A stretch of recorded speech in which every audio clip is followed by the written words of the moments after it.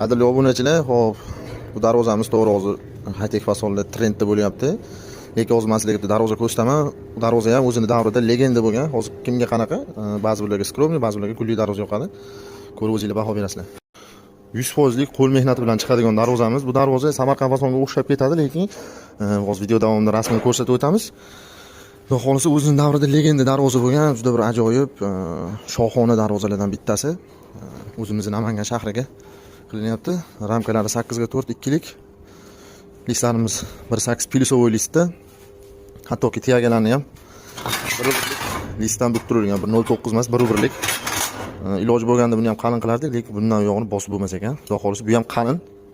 Suvga chidamli, chirib ketmaydi. Shunaqa shohona darvozalar yoki high-tech darvozalar kerak bo'lsa, pastdagi nomerlarga murojaat qilaverasizlar. Inshaalloh chiroyli qilib xizmatlarni qilib beramiz. O'zbekiston bo'yicha xizmat ko'rsatamiz. Qolgan ma'lumotlar telefonda beriladi.